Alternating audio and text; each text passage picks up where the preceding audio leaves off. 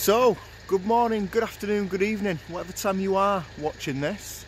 And yes, that behind me is my new track car. And no, I don't smoke, it's just 3 degrees out at the moment, even though the sun is shining. So, yeah, that is a 2001 Ford Fiesta Zetec S. Now, this car, I have bought here a piece of my personal history. I bought this off my best mate. It's been laid up in the garage for probably 6-7 years. But this car, back in the day, was the ultimate car from me growing up, really. So this is a very special car. This has had so much work done to it. I think the receipts add up to about £15,000 this car has had on it, and I'll explain all that later of what it's had. First of all, what I'll do, turn you around so you can have a look. So there she is. She does come with front and rear bumpers, but obviously to get her on the trailer, we couldn't use them. We had to take them off. So there she is. You probably can't hear much. And for all you boys saying this is carbon wrap, it's filthy. But no, that is not carbon wrap. I'll show you some interior shots.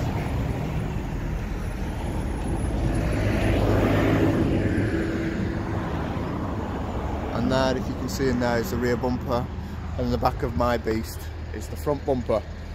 So there we go. I'll explain more once I'm back in the car, and you can probably hear me, because you probably can't hear me because of all the road noise behind me. But if you can see this sticker, yeah, I think you can just make that out. Olmex. So I'll leave it there. I'll get to where we're going to, and I'll do some more videoing for you. Right then, boys and girls. So the last clip you would have seen is me starting the video with the Fiesta on the back of the trailer. So let me tell you exactly what it is that I've bought. So I've made a list because it's that long. So you ready? So it is a 2001 Ford Fiesta in Moondust Silver. 1.6, about 105 brake as standard. So let's start with the looks. So it's got a genuine carbon fibre bonnet that you almost pull off when you lift it up. It's had a black roof, it's got black grille, black spoiler, black mirrors and black Zetec S wheels with it as well. It's had a smooth tailgate, it's got black ultralights on the back, which apparently are quite popular, I think they were back in the day, and detangled headlights. Move on, so we've got R888 tyres on them ZS wheels all round. It's got Mondeo Mark III ST front calipers with 300mm black carbon front discs. It's also got an ST150 rear disc conversion with calipers, and we've just ordered bright orange braided hoses for that. Hell braided hoses. So interior, it's got black Sparco bucket seats inside it, it's got black Sparco harnesses, it's fully stripped out, of course, that's rule number one. It's got an OMP steering wheel and boss, it's got a rear strut brace in it as well. Now let's get on to what this car is and why I have purchased it. So you ready for this? It's got a Miltech 4:1 manifold decatted. It's got a Piper rear section from that decat with fully polybushy exhaust now. It's got Shore Speed SS3 and SS4 cams, so the lobes are massive. It's got pocketed pistons, it's got ARP big end bolts, it's got Genvi 42mm direct to head throttle bodies with carbon fibre trumpets. Which is running, the whole system's running on an Olmex management system, Olmex 600, which has been live mapped, so there's no flash map or anything like that. It is genuine to that car. It's got Magnacore H2 leads, it's had the rev limiter raised to 7,800 RPM. It's got a Ford Racing Puma gearbox fitted with an Escort RS Turbo Qualif LSD. It's got Vibratechnics gearbox mounts, it's got green full Samco pipe work, all the coolant pipes, everything like that. It's got a front upper strut brace and AP coilovers all round. So there you go, that is the list that this car has. This car, like I said before, this is a hero car from my growing up with cars and things like that. And I bought this off my best friend who had it sat in the garage for many years, and you know, I said to him, now that I've got the Puma, we need to get that back on track, and he was umming and ahhing and work and things like that, and life gets in the way. I said, sell me it. So I mean, I know obviously you've seen the modification list there. Came up with a rough price. You know, we went over and worked it out, and that's it. So I now own that car, now purchased. So that is the ultimate car.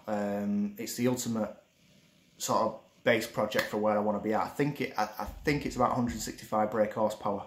I have to check the sheet to make sure, but I think it's about 165 brake horsepower at the wheels. So let's say 105 to 165. I know obviously cars now, that sounds like nothing, but the car can really, really handle it. That's another thing. It's got rose jointed front arms and everything like that. Like I said, the car handles superb. I remember the car from back in the day when we used to go to Silverstone at Ford Fair, things like that, tracks and other track days, and that car used to dominate. It really did, especially in the corners and things like that. You know, we've been past Cosworths in corners and things. All right, they had us on the straight, but that car is, like I say, it's one of my hero cars from back in the day. So what I'm going to do now is I'm going to put some clips at the end of this video of us getting it up and running. Like I said, the car's been sat for a very, very long time. We managed to get it going, and it wanted to start. So we fogged the pistons first of all. Then we checked the pistons were going up and down. We also primed it to get the oil pressure going up and things like that. Changed fuel filter, changed oil and everything like that, and filter.